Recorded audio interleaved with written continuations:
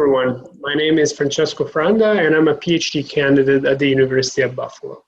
So today I'm going to argue that a certain form of realism that I call natural realism about social kinds is false. This view that has been gaining some traction over the last 2 decades holds that social kinds, many of them, if not all of them, are not the product of our mind, unlike what the orthodox thesis, constructivism, holds. So this view has been very important over the last 2 decades, and I think it's been revolutionary to a certain extent because it has stressed the importance of what are the non-intentional elements in social ontology. But I think it is false. So here's the structure of the presentation.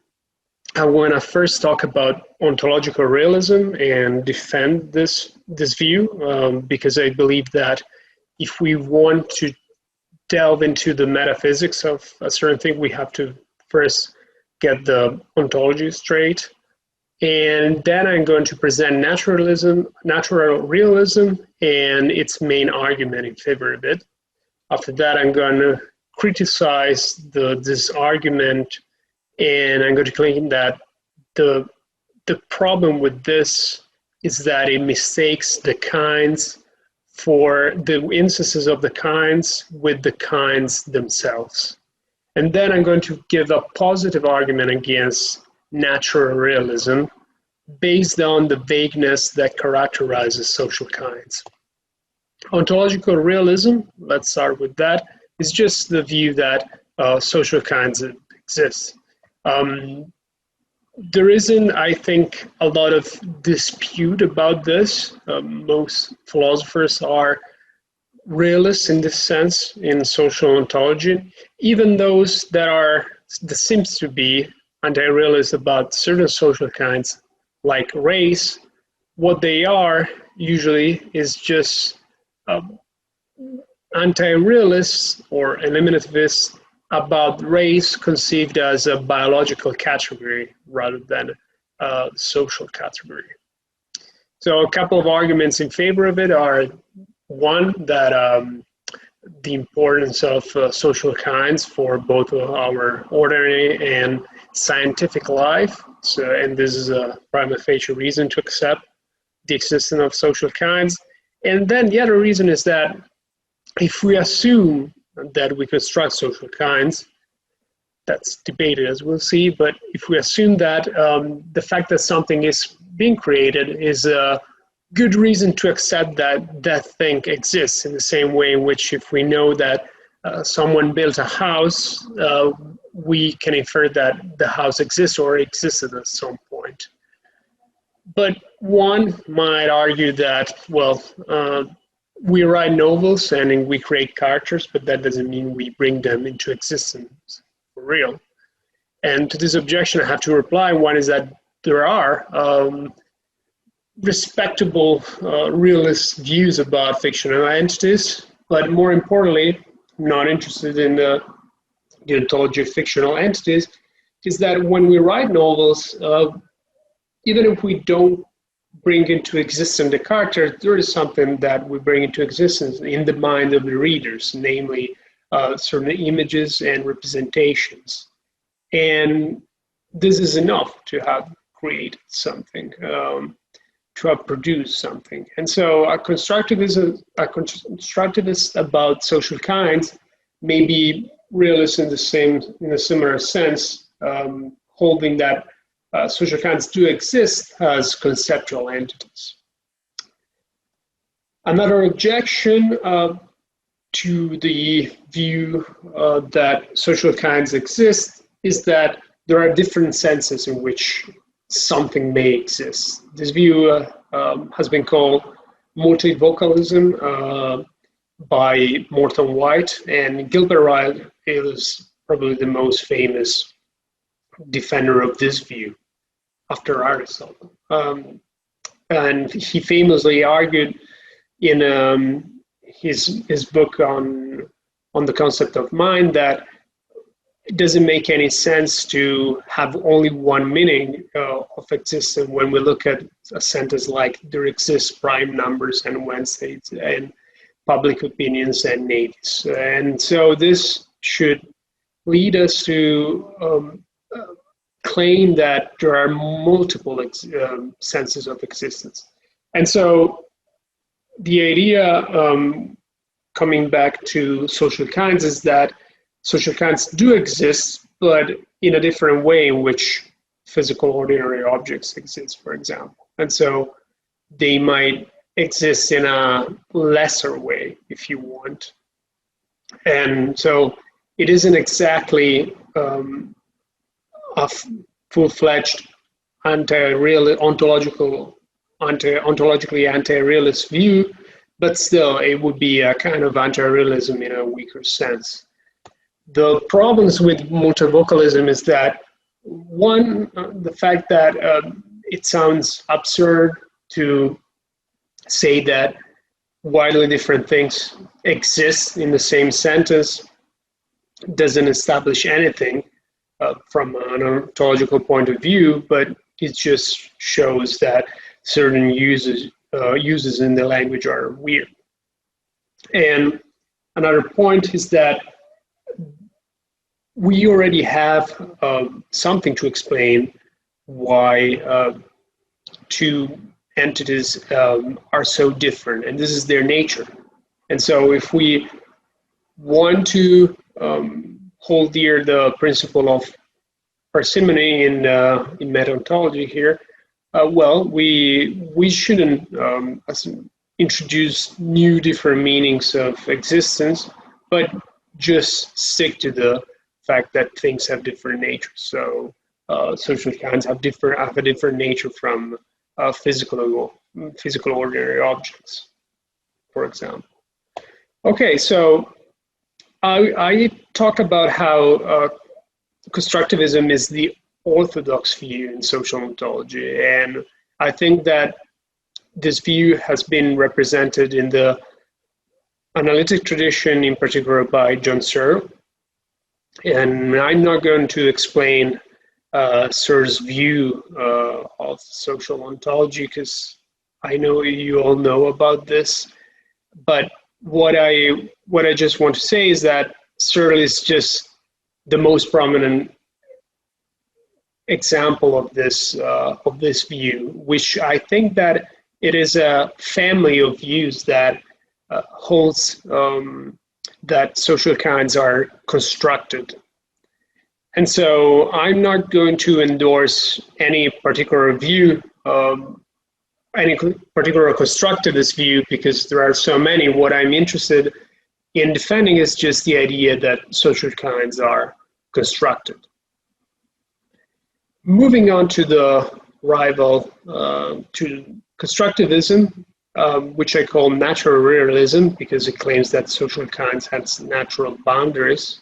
This is Thomason's terminology. Natural boundaries, not natural realism. The idea is that there are certain social kinds that do not require the direct intentionality Searle talks about. And Emmy Thomason, in two papers from 2003, is the pioneer of this kind of approach in social ontology. The main argument that she gives is the following one. She talks about particular economic recession and racism. And what she says is that if you think about this two social kinds, these two phenomena would take place even if no one had any idea about their existence or nature. So economic recessions would hit nations regardless of what their citizens would think about them, and racist acts would be committed regardless of whether the perpetrator or the victim are aware of them. So this is the main argument in favor of natural realism. And looking at the metaphysics of natural realism more specifically, Thomason claims that social kinds having natural boundaries means that these boundaries are not imposed by ourselves, humans, our concepts. And so she believes that this is the case, that a kind has natural boundaries, if and only if it meets both ignorance principles, that's holding that it is possible that these boundaries remain unknown to anyone ever, and what she calls the error principles, holding that any belief about these boundaries may be completely wrong. An epistemological important aspect of natural realism is that it explains the fact that social sciences are capable of genuine discoveries about the world. That's something that Thomason believes is not possible if we take Searle's account, because in his account, kinds are self-referential. So they are what they are because people believe they are that way. And so given that they're epistemically transparent, it implies that no discovery is possible. But discovery is possible for science, and Thomason wants to explain this this epistemological feature of social science through natural realism. There are other natural realists, Jonathan Friedman, and importantly, Mohammed Ali Khalidi, who drew on the work of Thomason precisely. And then we have Francesco, who has a even more radical view about social kinds not being directly mind-dependent. And what he argues in his paper, where he talks about, in particular, his chief example is that of money, is that all sorts of social kinds do not depend on our having attitudes directly directed towards the kinds itself. So my objection to the argument raised first by Thomason is the following one. There is a difference between kinds and objects, kinds and instances of the kinds. And here I'm relying not on a detailed metaphysics of kind, but just kind or category conceived as a partition of entities according to one or more properties that their instances share. So, and this partition can be natural or artificial. So that doesn't characterize the definition. That doesn't go into the definition of kindhood. So if we look at the examples given by Thomason, economic recessions and racism, they do highlight something important that, and I find merit in this view in the following sense. Natural realists highlighted how certain accounts of social ontology can be too intellectualistic, if you want to put it this way, where there is much more to the social world than just our minds.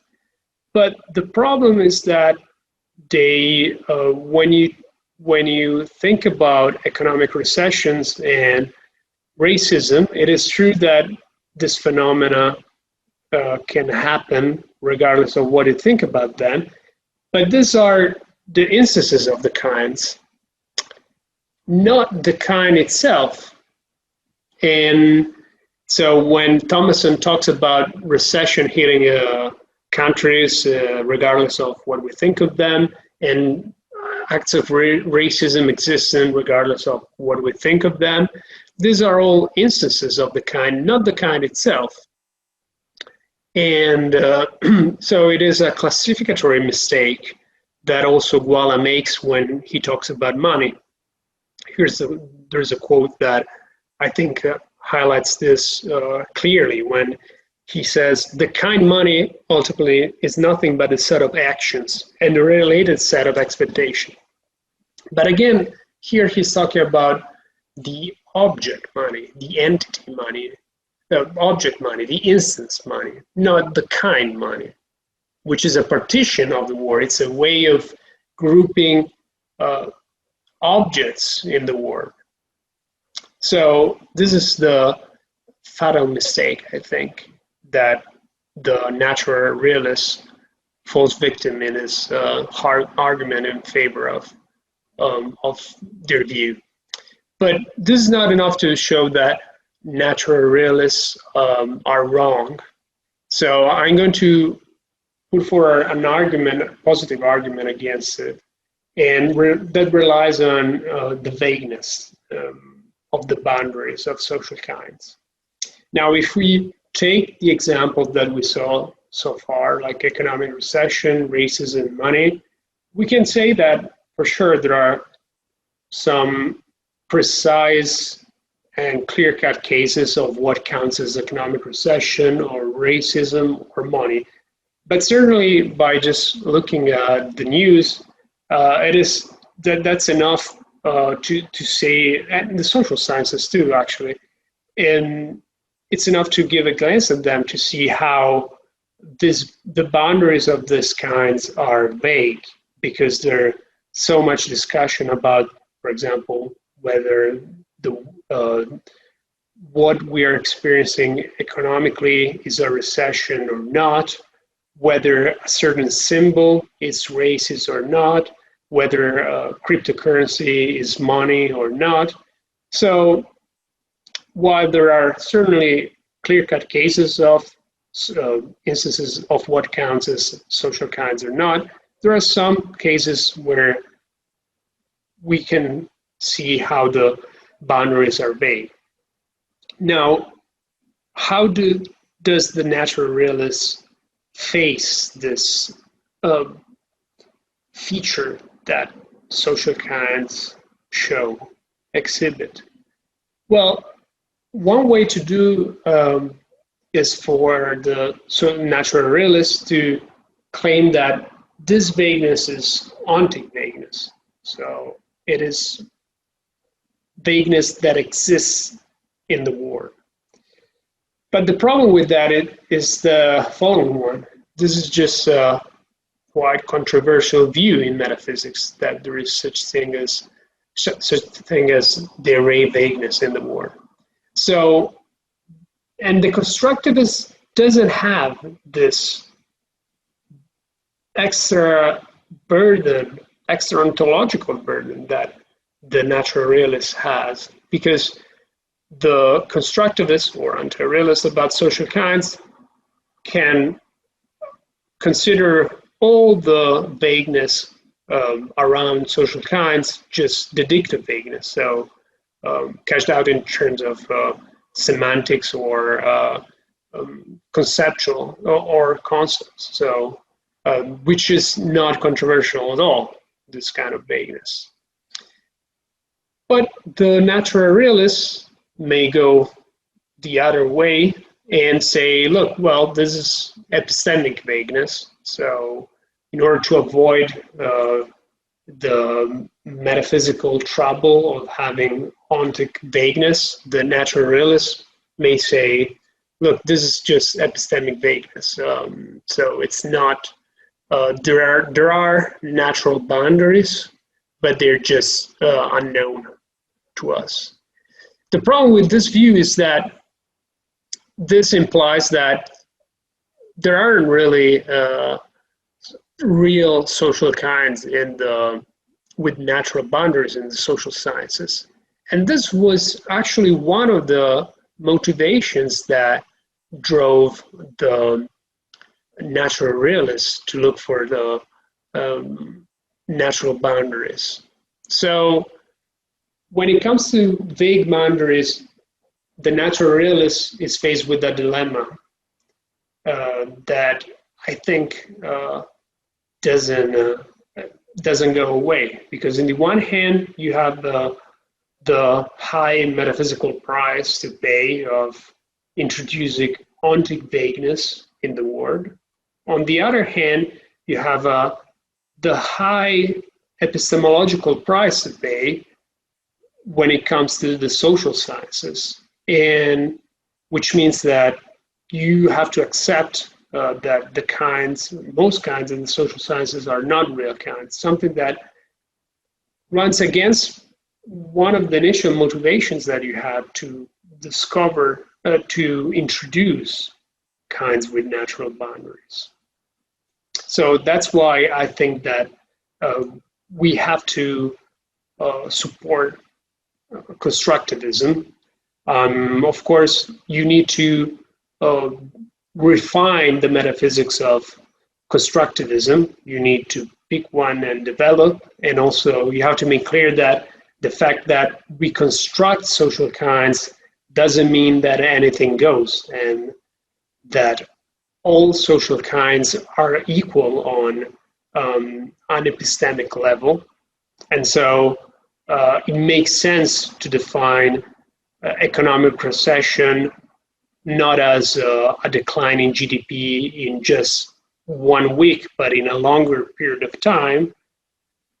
But this construction takes place. It may be based on real objects in the world, and the social scientist has to take them into account, but there's a construction that takes place. Some constructions are better than others, and so the constructivist has to be careful in highlighting this. But that doesn't mean that there are kinds in the world with natural boundaries that are independent of our intentional construction. Okay, thank you for listening, and I hope that you enjoy the talk, and I'm looking forward to the Q&A. Thank you.